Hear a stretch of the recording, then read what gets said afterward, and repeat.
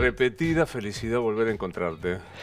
Para mí, Luis, de verdad que es un placer enorme, siempre lo digo, pero desde la salida de mi primer libro, El Anatomista, año 1997, No hagamos cuentas. a la fecha, siempre el primer lugar que visito para conversar de un libro, etcétera, etcétera, me acuerdo que era en Rosario. Sí, señor.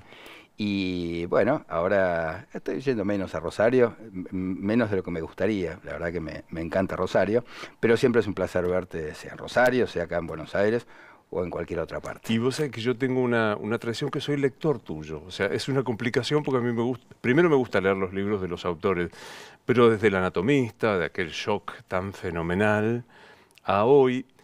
Y hoy, qué injusto soy con los otros libros. Quiero presentar Tu Mares de Furia. Bueno, que lo vamos a ver también en la pantalla, pero yo traje el libro físico. Soy de los viejos que leen en físico. ¿Qué Sí, voy a está bien, hacerle? sí. No hay nada para hacer. La mayoría. Y ahí está el Mares de Furia.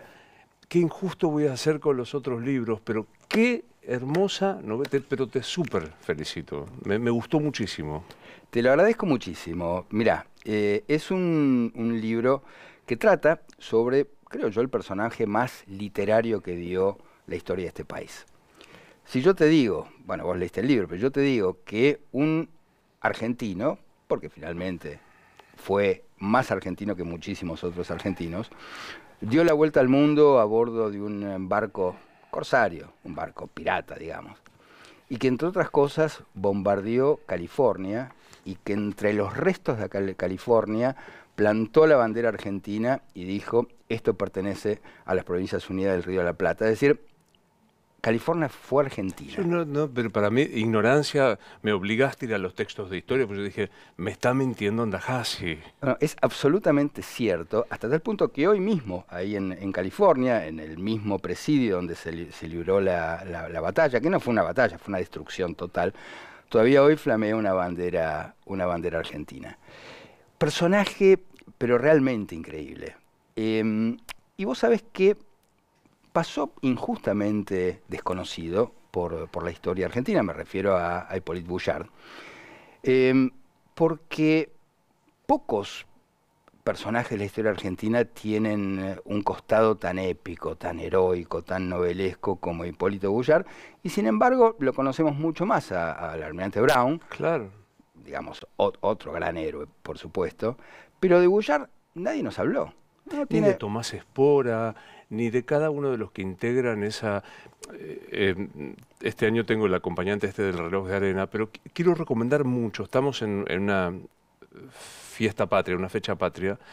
Quiero recomendar mucho porque aparte, siempre lo ha sido, me parece que la inspiración y tu laburo iluminaron las metáforas de una manera, de hablar de una nave que lleva el nombre de un país que antecede al nombre del país y que es... nada, voy a dar vuelta el reloj. ¿Te complica mirar el tiempo? Soy psicoanalista, sí. Claro. Qué pillo, qué pillo. Bueno, novela que habla de Hippolyte Boullard. Al que no sabe, sin spoilear novela, ¿quién fue Boullard? Mirá, vos lo decías al principio. La Argentina fue un barco pirata, un barco corsario. Después vemos las diferencias entre los corsarios y los piratas, antes de que Argentina fuera un país. Y quien capitaneó esa nave fue Hipólito Boullard.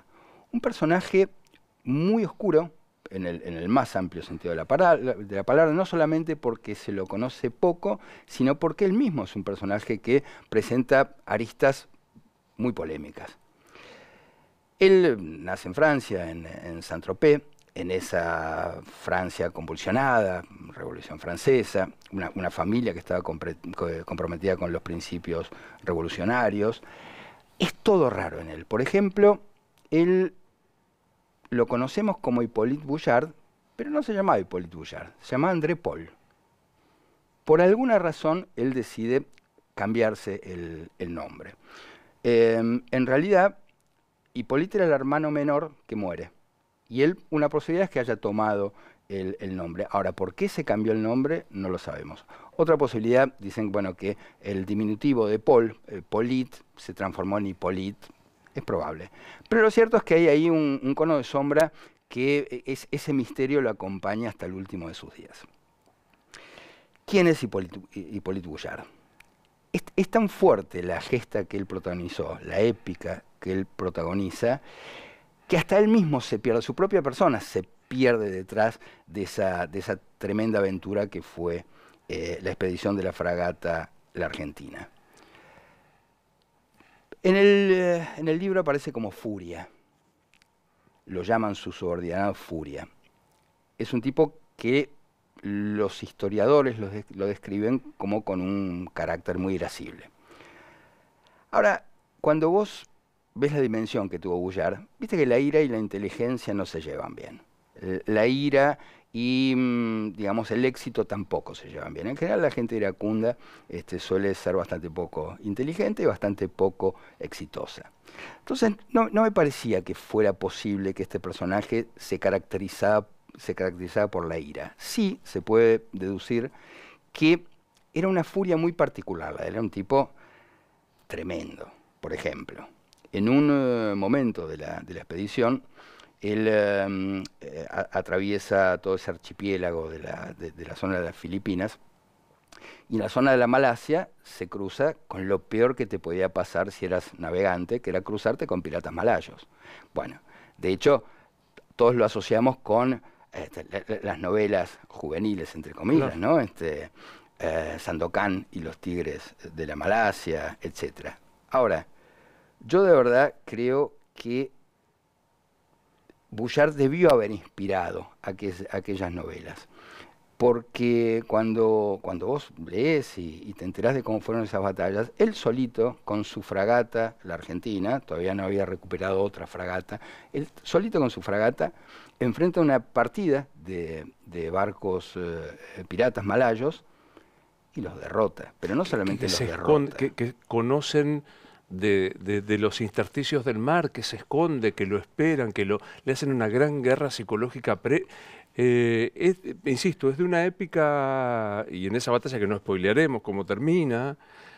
Pero ahí se destaca Tomás Esporda, de quien ahora vamos a hablar. Es algo impactante. Bueno, pero el hecho es que, por supuesto, los vence, pero además de eso, selecciona a los malayos más bravos, o sea, a los enemigos más bravos, y los incorpora a la fragata La Argentina. Y a los sobrevivientes los ata a los palos mayores de los barcos y los hunde a cañonazos. O sea, los tipos vivos en los palos se ahogaron por el fuego de Boullard. O sea, el nombre de Boullard en muchos lugares del mundo, es decir, sembraba pánico. Aún hoy en California vos decís Boullard y a más de uno se le eriza la piel. Ese era Boullard, este tipo, digamos, que uno podría decir cruel, este tipo, digamos, que no tenía ningún tipo de miramientos. Ahora, otra vez, ¿quién era Boullard? Es interesante porque muchas veces creo que las empresas en las cuales nos embarcamos a veces son mejores que nosotros. Y eso nos hace también mejores. La fragata La Argentina tenía, entre otras, digamos, órdenes, la de no solamente dar a conocer y te iba a decir la Nueva República, pero todavía no éramos una república, todavía no sabíamos qué íbamos a hacer. Dar a conocer el nacimiento de un nuevo país. El primero en reconocernos es el rey Kamehameha de Hawái, digamos. Hermosa escena, hermosa escena ese encuentro. Ese encuentro es hermoso. Bueno, pero entre el mandato que tenía Boullard estaba el de liberar esclavos. Si se cruzaba con algún barco negrero, tenía que liberar los esclavos. Todo nos hace suponer que esos no eran los principios de Boullard, y ahora después vamos a ver por qué. Y efectivamente, después de atravesar el Atlántico, su primera parada es Madagascar, el puerto de Madagascar. Y ahí se encuentra precisamente con 3 barcos negreros, uno francés, uno inglés y uno holandés, armados, pertrechados. Entonces el tipo, cumpliendo las órdenes que tenía, aborda los barcos, derrota, digamos, a esta pequeña flota, libera a los esclavos y los devuelve al África. Ahora, fíjate, y ahora sí yo voy a adelantar un poco el argumento, pero es historia finalmente.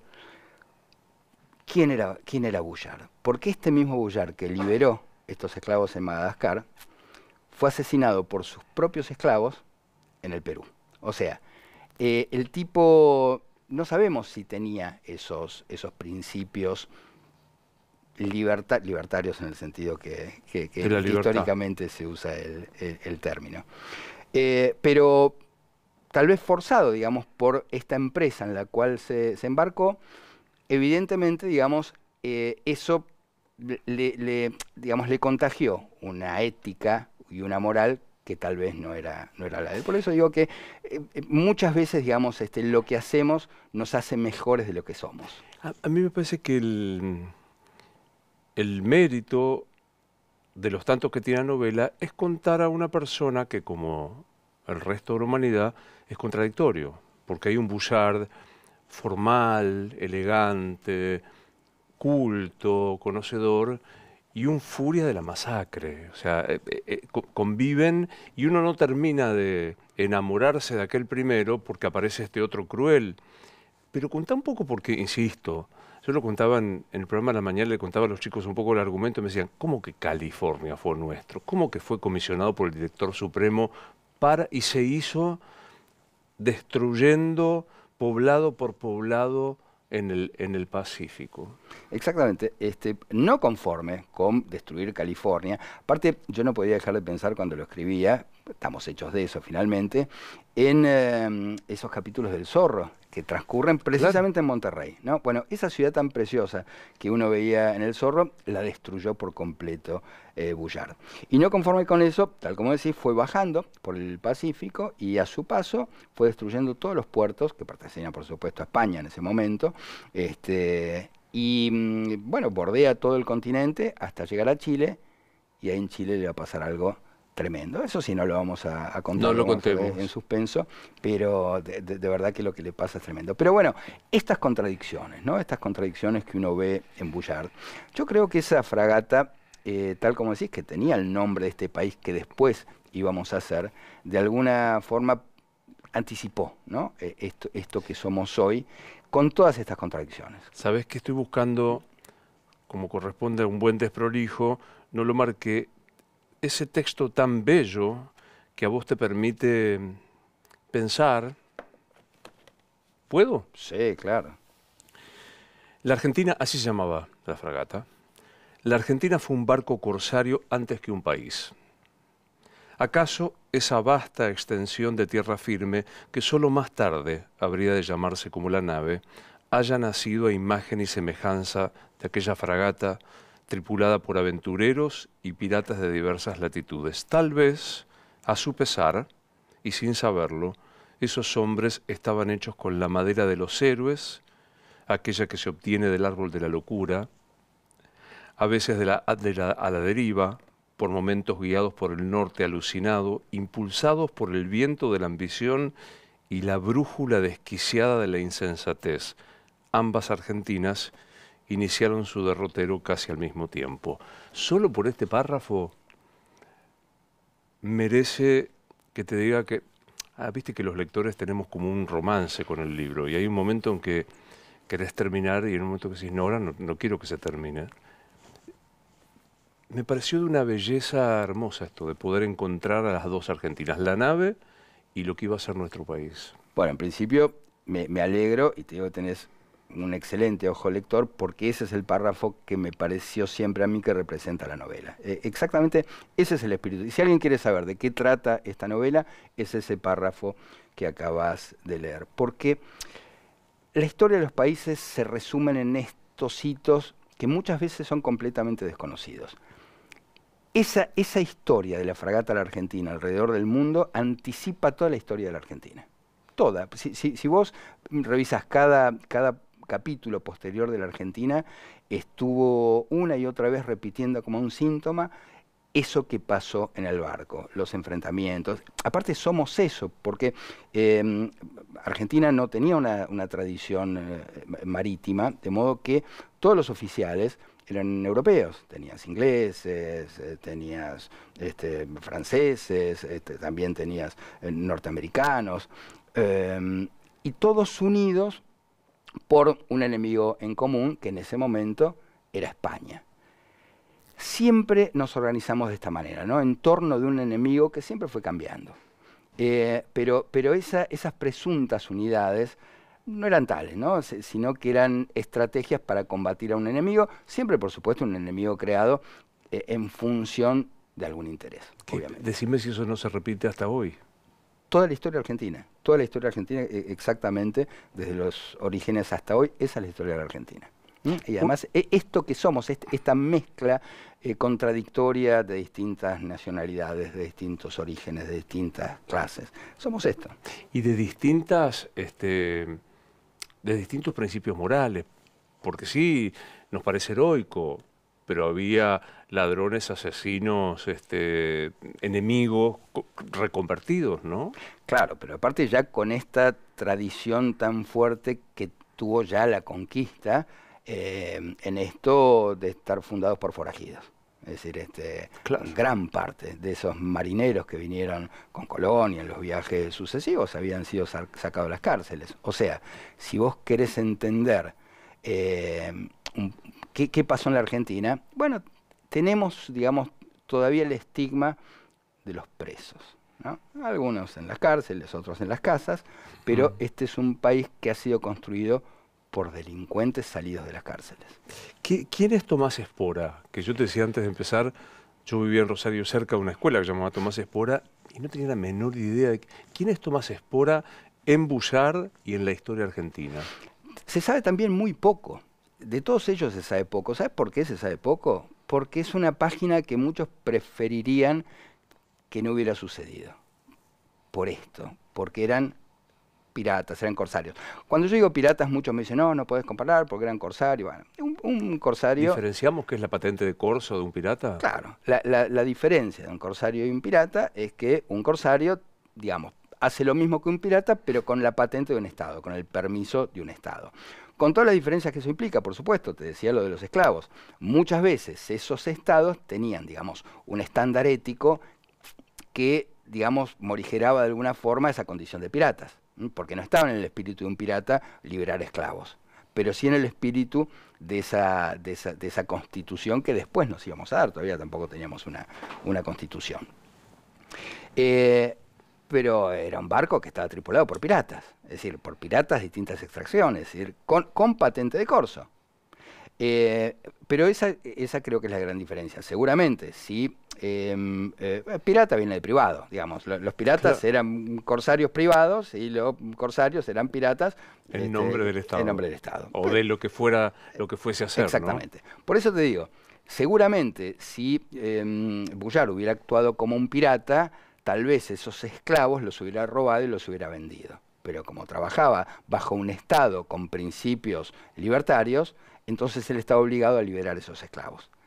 O sea, ¿cuáles son las intenciones de la gente? Tampoco importa demasiado. Claro. Lo importante es lo que hicieron. Y la verdad es que lo que hizo Bullard, muy a pesar de sus principios, de su ética, de su moral, lo que hizo fue expandir los principios de la revolución. Entonces, él era un corsario, un navegante en nombre de las Provincias Unidas del Río de la Plata. En nombre de las... Sí, pero también ahí, por momentos, tenía que llamarse a recato y no siempre le salía. Por ejemplo, entre otras de las cuestiones delirantes y novelescas de esta historia de la fragata de la Argentina, Bullard en un momento se le ocurre ir a liberar a Napoleón, que estaba preso.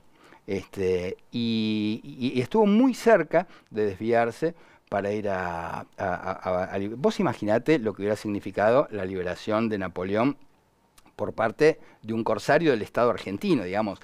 Hubiera generado una guerra antes del nacimiento del país. Entonces ahí Espora, precisamente... Agradezcámosle a Espora, ¿no? Que tuvo una genialidad. ¿No? Muy inteligentemente lo disuade de forma paradojal, porque lo peor que podías hacer era contradecirlo, ¿no? Entonces, de una manera muy inteligente, finalmente lo disuade de esa idea delirante de ir a liberar a Napoleón. Espora, yo creo que es el personaje en un punto más fascinante que tuvo la historia argentina.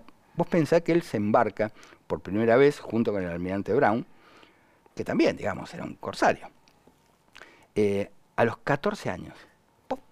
A ver, pensá el abismo que existe entre los 14 años de entonces y los 14 años de hoy. Un pibe de 14 años es un niñito. Bueno, con 14 años Tomás Espora se embarca con Brown y resultó ser a los 14 años un marinero no solamente brillante, sino un soldado, digamos, de una ferocidad a la hora de la batalla. Lo cuento en este combate con los malayos, con los piratas malayos. Él es quien de alguna forma comanda parte de esa lucha y cuerpo a cuerpo, digamos, consigue no solamente doblegar, sino atrapar a muchos de esos piratas y convertirlos en argentinos, en argentinos. O sea, que entre los orígenes de la Argentina hay también piratas malayos. Vos me entendés, o sea, la sorpresa para un lector ignorante, en los orígenes de la Argentina hay piratas malayos. Yo digo, ¿qué? O sea, y ahí no hay ficción, ahí no hay... No. Todo esto es absolutamente cierto. Yo además en este libro me ocupé escrupulosamente de no contaminar demasiado la historia con ficción. Viste que los escritores siempre tenemos la tentación de irnos, digamos, para el lado de la ficción.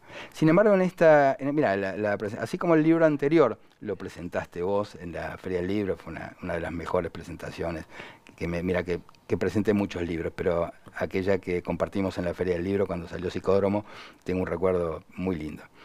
Y este libro lo presentó Eduardo Lázari, gran historiador, y claro, para mí era todo un desafío, porque el tipo es historiador, y es un gran historiador, es un tipo que se ciñe a los hechos históricos. Y para mi sorpresa, bueno, mencionaba esto, ¿no? Que es un libro que es completamente fiel a la historia, pero contado de la manera particular que tenemos los escritores para contar la historia, yendo y viniendo. La historia no empieza exactamente por el principio, sino que empieza por la parte más épica, que es la toma de California, Claro. la destrucción de California. No quiero, me pasaría todo el tiempo hablando del libro, temo quitarle sorpresa, pero yo que vengo a Rosario y que estoy al lado de San Lorenzo y que visité 600.000 veces el convento, porque la batalla de San Lorenzo es la única que San Martín libra en territorio argentino y en el lugar, viste que a veces la historia se va acomodando, la vas corriendo, bueno, la vuelta obligado es más o menos, bueno, la batalla de San Lorenzo es ahí, está ese convento, y estaba Bullard, y me enteré por vos, o sea, yo que creí que me sabía casi todas de la batalla, pues no, estaba Bullard en la batalla de San Lorenzo. Estaba Bullard, tuvo una participación protagónica, pero no solamente eso, eso también te habla de la calidad ética de Bullard. ¿Por qué? Bullard era un marino, digamos. Es más, yo lo describo en el libro como alguien que tenía vértigo en tierra. Él necesitaba estar todo el tiempo arriba de un barco.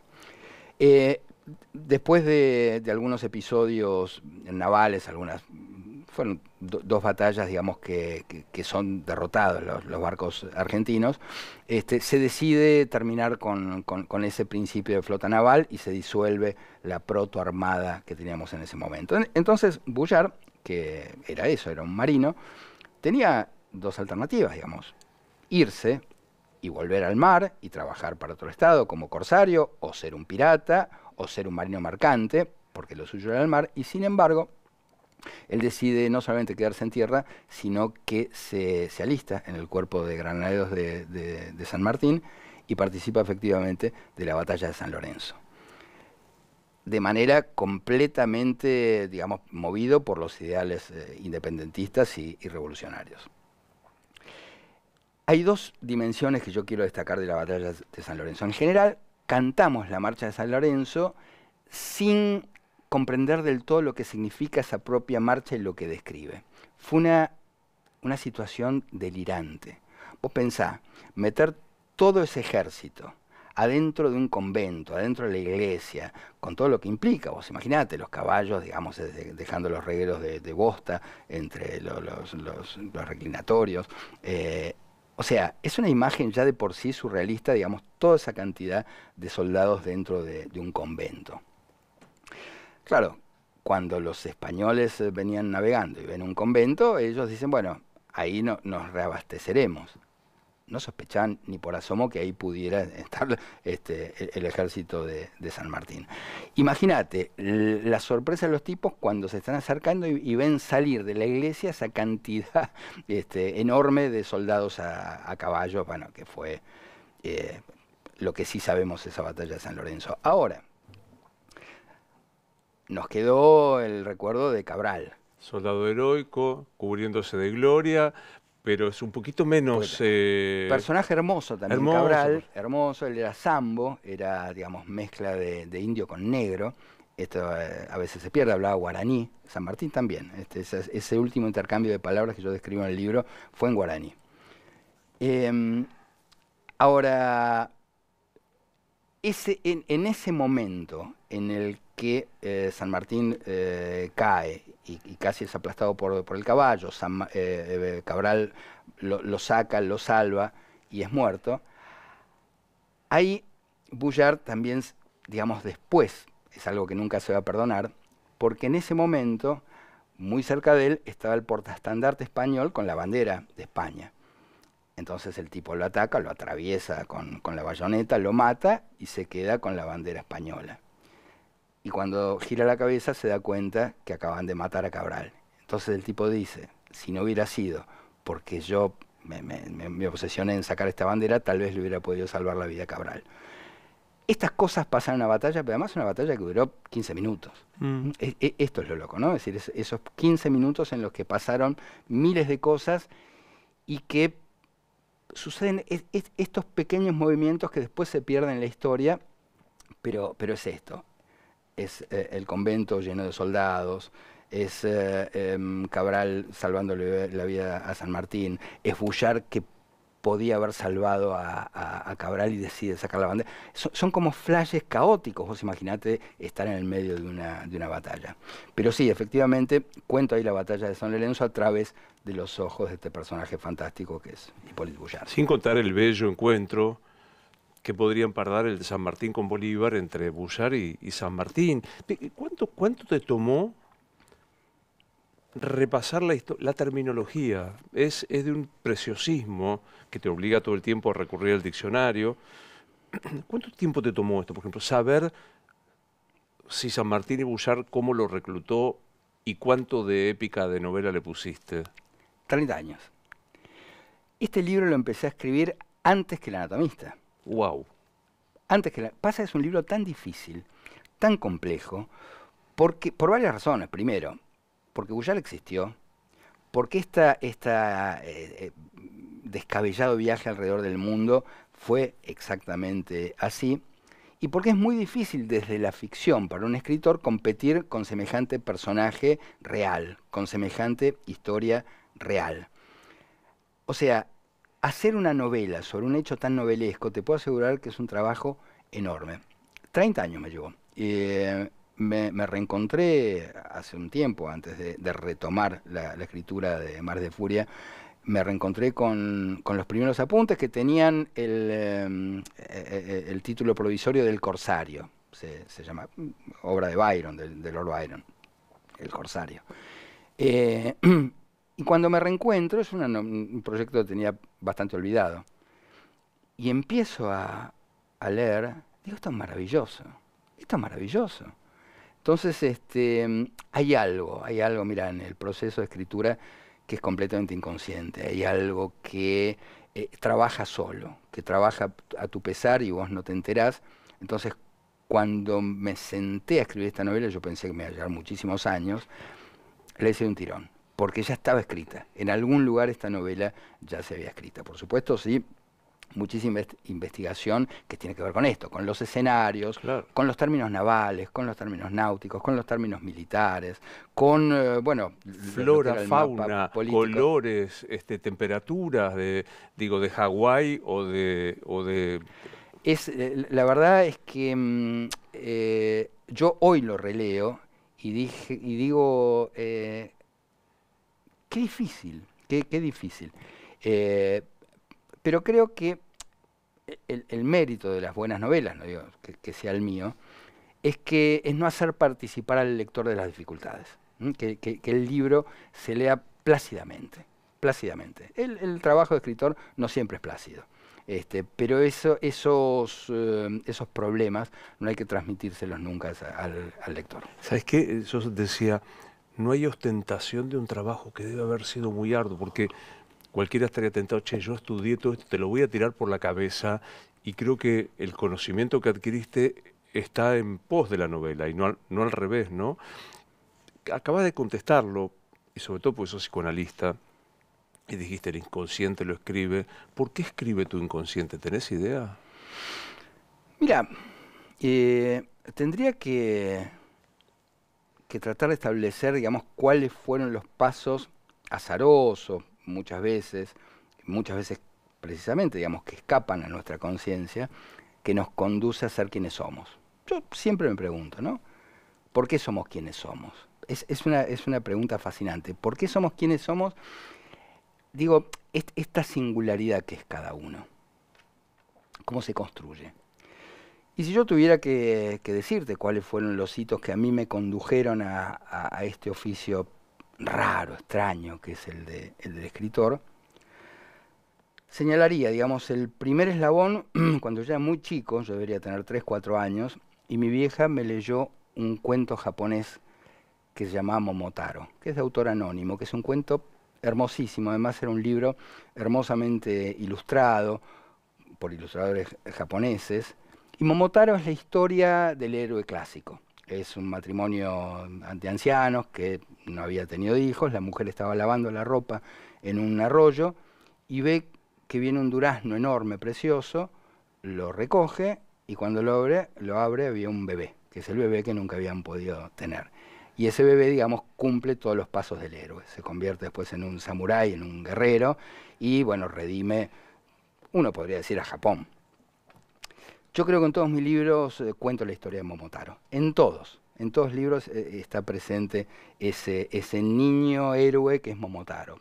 Pienso en El anatomista, pienso en Mares de Furia, pienso en El conquistador, y siempre yo estoy contando esa historia de 1000 maneras diferentes, por supuesto, pero bueno, un poco eso también es la esencia de la narrativa, ¿no? Es decir, esta figura del héroe.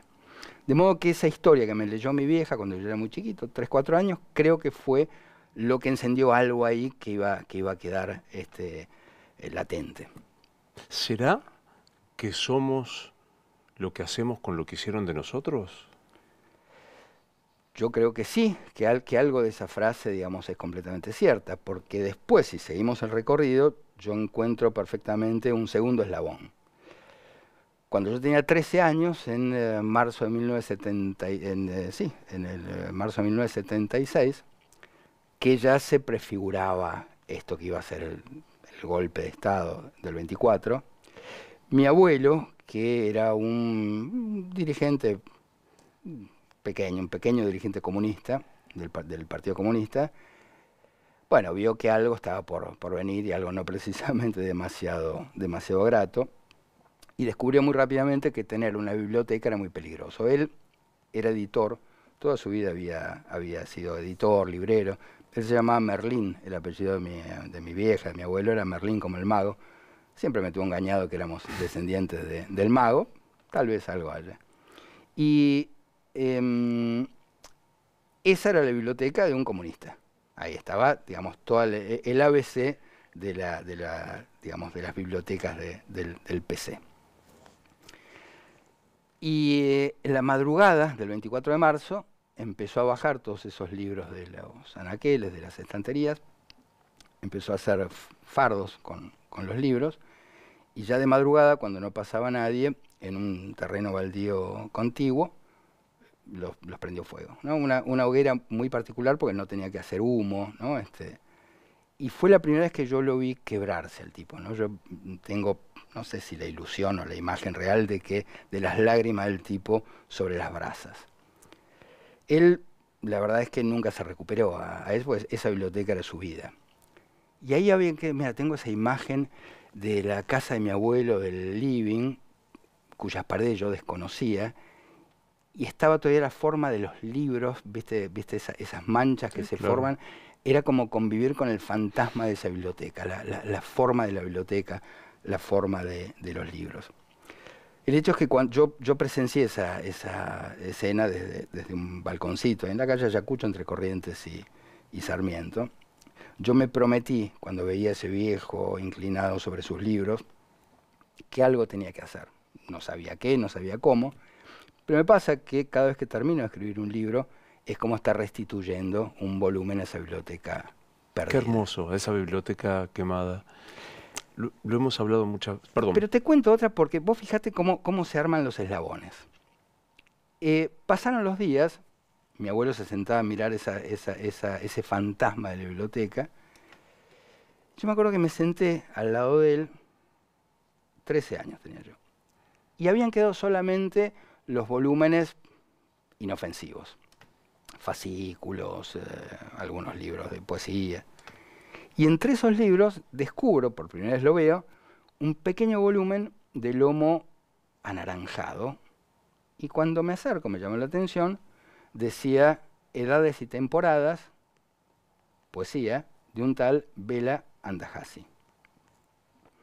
Ese era el nombre de mi padre, a quien yo no conocía. Mis viejos se separaron cuando yo era muy, muy chiquito y a mi viejo no lo conocí. Y nunca me habían hablado de él. Y el primer contacto que tengo yo con mi papá es ese pequeño librito. Lo abro y me encuentro con... Eso también es increíble, la cantidad de cosas que uno puede encontrar en un libro muy finito. Lo primero que veo es que estaba dedicado a mí. Bueno. Y cuando miro la solapa, veo la foto del autor. Una foto vieja, blanco y negro. Y es la primera imagen que yo tengo de mi padre. Pasan los años, yo ya tenía 18, venía caminando por Corrientes y en la esquina de Corrientes y Montevideo veo un tipo parado, barba. Digo, yo a este tipo lo conozco de algún lado. ¿Quién es? Digo, es el de la fotito del libro, mi papá. Entonces me acerco, 18 años, adolescente, y le pregunto, perdón, ¿usted es Bela? Sí, me dice. Le digo, mucho gusto, yo soy Federico. Y me pregunta, ¿qué Federico? Claro, yo soy Carlos Federico, te imaginarás por quién es. Y claro, él me conocía como Carlos, es decir, no... Bueno, es muy difícil explicarle a alguien quién es uno y más aún cuando ese alguien es tu padre. En la calle. En la calle. Entonces, no me salía a tutearlo tampoco. Entonces le digo, su hijo. Bueno, el tipo me abraza, muy emocionado, me separa, mira, tengo ese recuerdo, se aleja un paso y me empieza a mirar, viste como cuando nace tu hijo que lo examinás de arriba abajo para ver si está todo enterito, no le falta nada. Y después pasó algo bastante extraño. Mete la mano en el bolsillo y saca una tarjeta. Y me dice, me acuerdo, te espero el jueves a las 7 de la tarde. Y leo, Bela Andajasi, psicoanalista. Bueno, ese primer encuentro con mi padre iba a ser en un consultorio psicoanalítico. Imagínate, muy, muy, muy extraño. Cuando mi vieja se entera de este encuentro, fue muy, muy traumático, digamos, para ella también. Obviamente no tenía un gran recuerdo de su matrimonio. Pero bueno, lo cierto es que no solamente me encontré con mi padre, sino con una biblioteca, con otra biblioteca. Mi viejo era húngaro, él leía en húngaro, una gran biblioteca de filosofía en húngaro, y me encuentro con un escritor, con un psicoanalista, con un escritor, dueño de una biblioteca fabulosa. Entonces, vos fíjate quién es uno y por qué circunstancias tan azarosos esos eslabones hacen que uno sea quien es. Sabes que cuando te iba a interrumpir torpemente, iba a preguntarte por estos dos eslabones, te decía, lo hemos hablado, la historia de Bela, y asumo que hay un otro eslabón, que es el nacimiento de tu hijo. Claro, Blas, sí. Bueno, eso también fue, creo que ese sí es el hito más importante de mi vida, por lo menos entre los dos grandes hitos de mi vida. Claro, yo, este año 2006, yo estaba presentando, no me acuerdo qué libro, y me toca viajar a República Dominicana. Mi mujer está embarazada, falta un montón de tiempo para que ella diera a luz, un montón de tiempo. Y bueno, nada, yo estaba ahí en Dominicana. A mí no me gusta el Caribe. Digamos, muy a mi pesar estaba ahí en ese ámbito. Muy hermoso, por cierto, que yo, pero no es para mí el Caribe. Bueno, todo bien, todo perfecto. La noche anterior al regreso la llamo a mi mujer. Se había ido al teatro con la nena, ¿viste? Estaba todo perfecto. Cuando llego a Buenos Aires, de madrugada veo que había luz. La casa había algo raro. Y cuando entro me encuentro con mi mamá que estaba en mi casa y me dice, mira, no te asustes, pero nació Blas. Primero, ¿quién?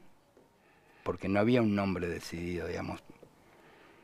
Y después que mi mujer está en la semana 25. 25.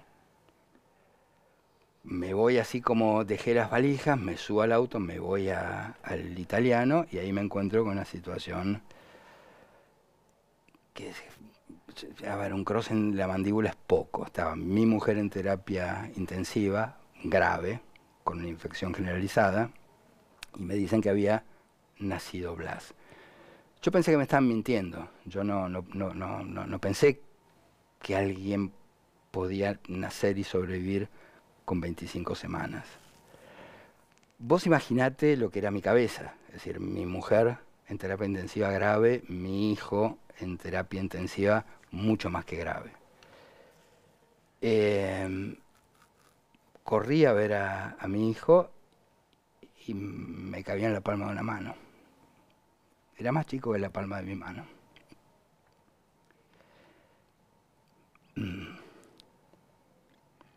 Era tan hermoso, es tan hermoso.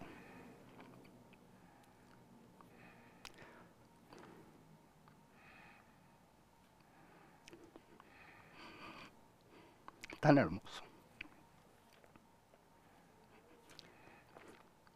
Y no sabía qué iba a pasar con mi mujer.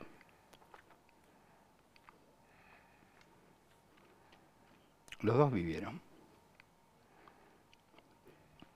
Mi mujer es una persona de una fortaleza,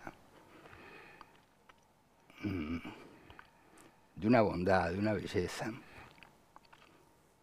que solamente por eso sobrevivió Blas, porque tiene la mamá que tiene.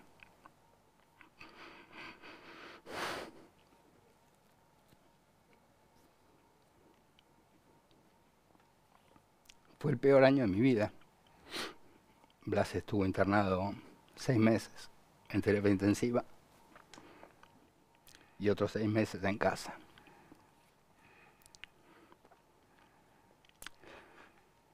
Yo estaba escribiendo una novela que era El Conquistador. Había empezado a escribirla, que era la historia de un héroe, que era Momotaro en versión azteca. Yo estaba escribiendo la historia de un niñito en el México precolombino que iba a ser sacrificado en esos sacrificios rituales aztecas, y un anciano con una argucia consigue salvarle la vida. Y sin saberlo, yo estaba escribiendo la historia de Blas, porque de la misma forma que Quetzal, el protagonista del Conquistador, que vivió, que protagonizó una épica fantástica, que descubrió un continente nuevo, Europa, a medida que yo iba escribiendo esa historia, estaba escribiendo la historia de Blas. Y a medida que iba cobrando vida ese personaje, iba cobrando vida mi hijo Blas. Me acompañó durante todo ese proceso de escritura. Yo te decía que el apellido de mi abuelo era Merlín y que me tuvo engañado mucho tiempo de que éramos descendientes del mago. Y ese año tuve la certeza de que la magia existe y que eso es la literatura. La literatura consigue esto.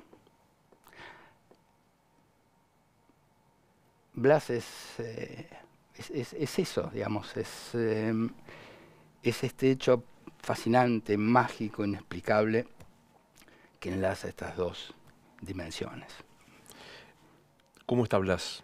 Blas está muy bien, Blas está muy bien, y y está trabajando, hoy tiene 18 años, y quiero señalar un común amigo que tenemos, Claro. que es Fernando Pollack. Blas está muy bien, pero por supuesto tuvo secuelas de esa terapia intensiva, de estar un año internados, entonces bueno, tiene un retraso madurativo. Yo frecuento un grupo de amigos extraordinarios que nos llamamos entre nosotros los Candelabros. Ahí está Marcos Aguini, Sapsay, Fanny Mandelbaum, Ana Wang, Diana Sperling, Jorge. Somos muchos, no me quiero olvidar de ninguno, pero sería una enorme lista. Y una de las últimas incorporaciones a ese grupo fue Fernando Pollack. Y en uno de estos encuentros comenta, así como al pasar, que estaba por abrir un restaurante atendido por chicos neurodiversos, neurodivergentes. Fernando tiene una hija que está dentro del espectro autista, y él hizo este emprendimiento, este restaurante para Julia, para su hija. Y yo me quedé mirándolo como diciendo, yo estoy escuchando bien, le digo, perdóname, vos estás por abrir un restaurante atendido por chicos, papá, entonces le hablo de Blas. Me dice, ya está, lo vamos a incorporar. Y Blas hoy está trabajando en ese proyecto maravilloso que es A la Mesa. A ver, para quien lo conoce, o a través de los medios de prensa, o porque fue a comer, vos no sabés lo que es ese lugar visto a través de los ojos del papá de Blas.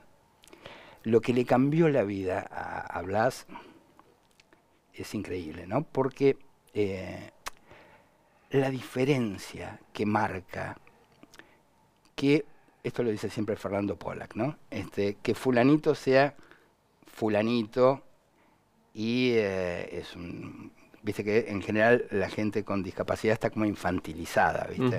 Entonces siempre es Carlitos.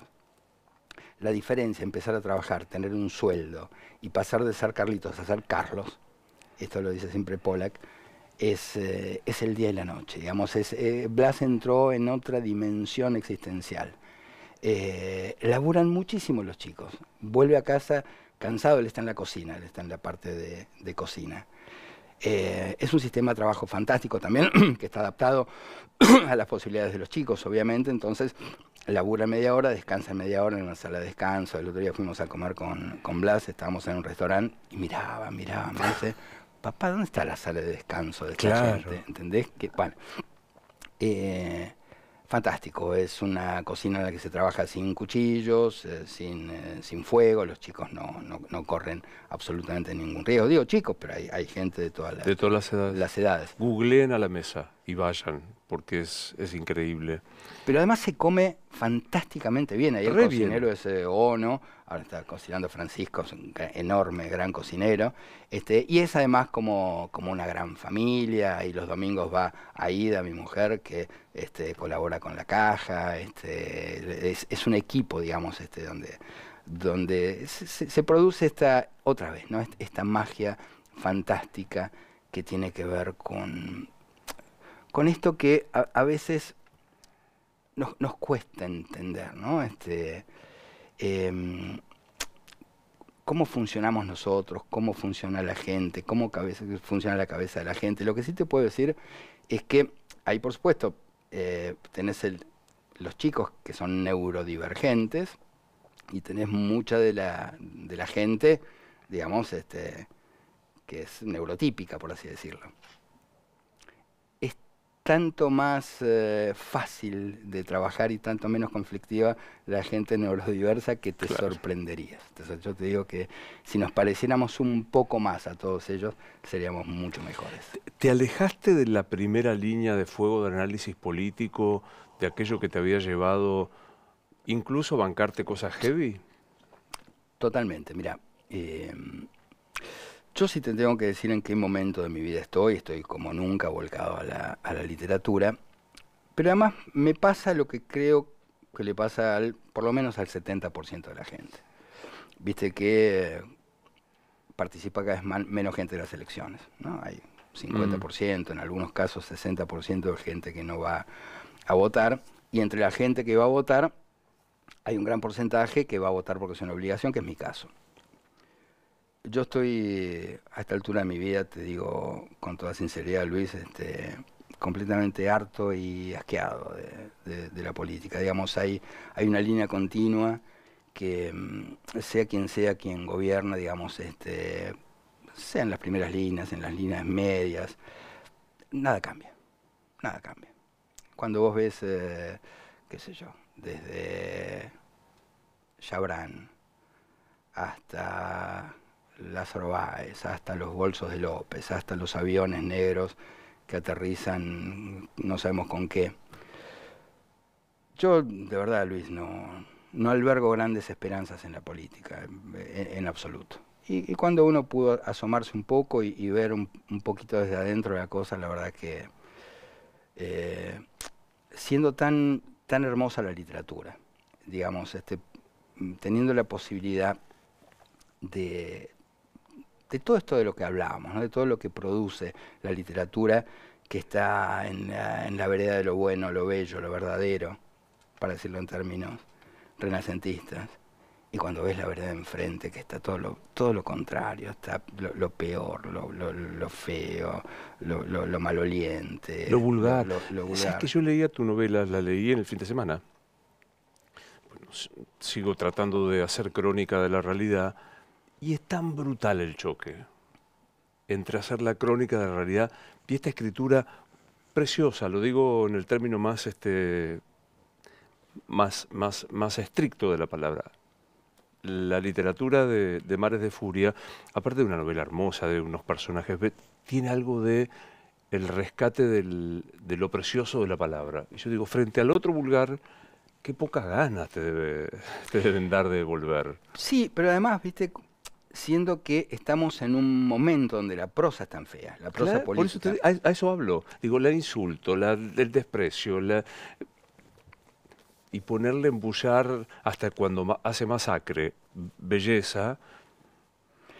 Bueno, es así, digo, me parece que le ha pasado a muchos artistas que han tenido la ilusión en algún momento de que las cosas podían cambiar. Y yo de verdad que deposité yo en el momento en que, como vos decís, me puse en esa primera línea, no diría que fue, pero en esa primera línea, la mejor voluntad y el mejor ánimo de intentar, las modestísimas posibilidades que uno tiene como artista, en cambiar algo, digamos, yo de verdad que estaba dispuesto a hacerlo. Es imposible, es imposible. Además no hay lugar para gente que tenga realmente ganas de cambiar las cosas. No hay lugar. No hay lugar. La política está blindada, digamos, para un determinado tipo de gente. Y no hay lugar para otros. ¿Cuál creo que es la mayor de las dificultades en el caso de una persona como vos? No hay lugar para una persona que intenta pensar, que duda, que dice, bueno, no era así, acabo de aprender. Parece que no hay chance de eso, ¿no? No, además todo eso desde un lugar de obediencia ciega, ¿viste? Entonces, precisamente, uno llegó a la literatura por desobediente. A nadie en su sano juicio se le ocurre escribir.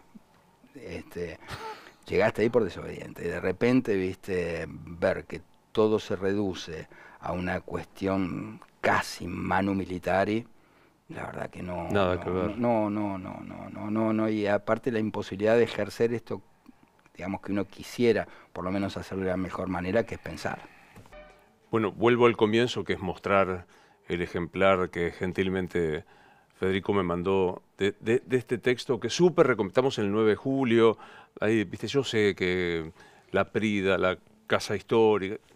Vean Bouchard, vean ahí está. ¿El libro, llevas la cuenta o ya no más? ¿De cuántos van? Alrededor de 20, más o menos. 20 libros. Más o menos, es mucho. ¿Y qué a mí me parece que llegue el libro? ¿Qué te pasa cuando ves el primer ejemplar?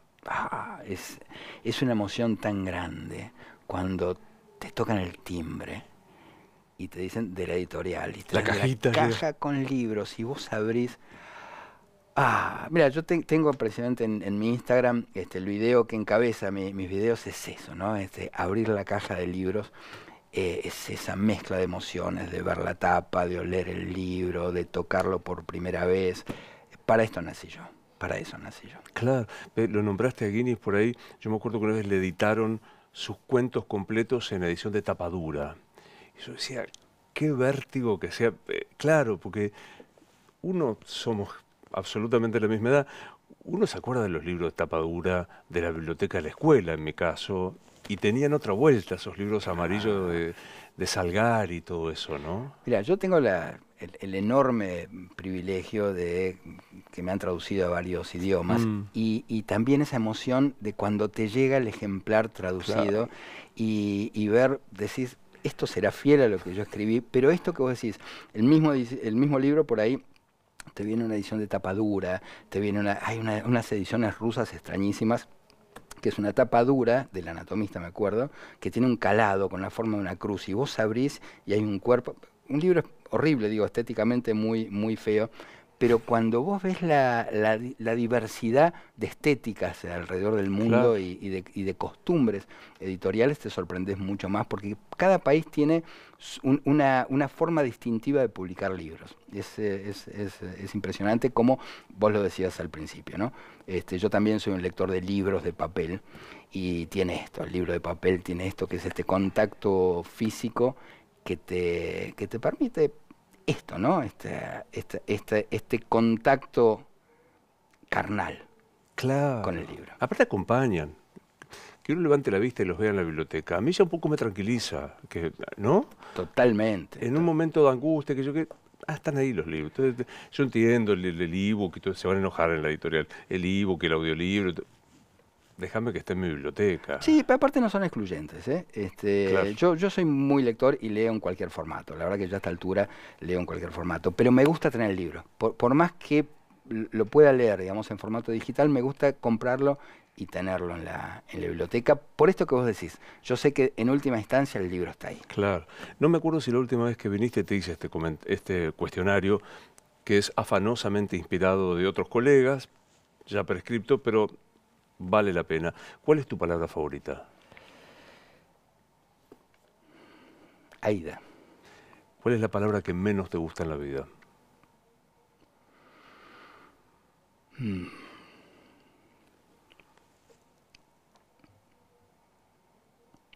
Mal.